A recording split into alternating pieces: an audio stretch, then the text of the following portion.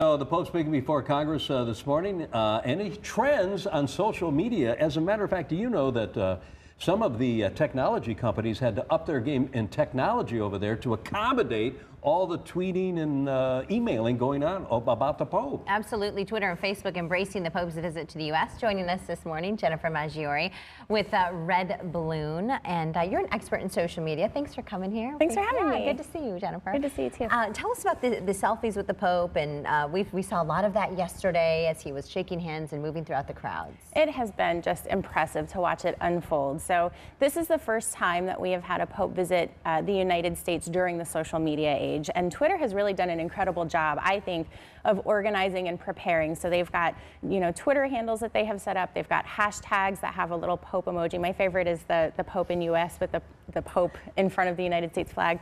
But we're seeing a lot of preparation and a lot of investment in social media. We saw AT&T reportedly spend about $25 million preparing their infrastructure to handle all of the data, the posts to social media. Wow. To give you some context, they spend on average like 10 to 15 million to prepare for the Super Bowl.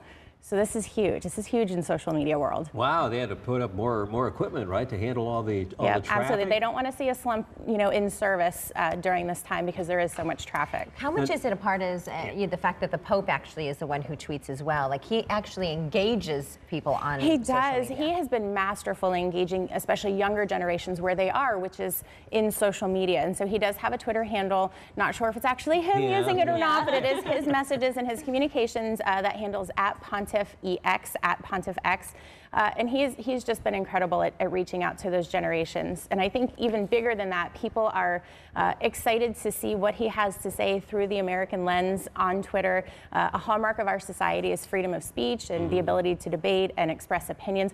I don't know if you've noticed, but that happens a lot on Twitter, the expression of opinions and debating. Sure did notice that. Even this morning, it was the first time a Pope has addressed a joint Congress. And so, talking about ideological extremism and issues of the environment, things that are typically very polarizing in our society. And so I think the world is just as excited to see what the people have to say in response. Did you bring a graph or something of the timeline of the tweets? Yeah, so Twitter data.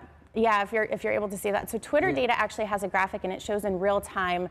This particular hashtag is hashtag Pope in US. And so early this morning, I got up early like you guys this morning at like 4:30 in the morning. And so before really people had even gotten going across the entire United States, that hashtag was mentioned on average every 3 seconds on Twitter. That's one hashtag that's being used of many, and that's in the wee hours here in the U.S. Wow. I think it's one example that even if for those non-Catholics, it's a historic moment. It is. Everyone's excited. Everybody's excited to see what he has to say and to hear everyone's response to that.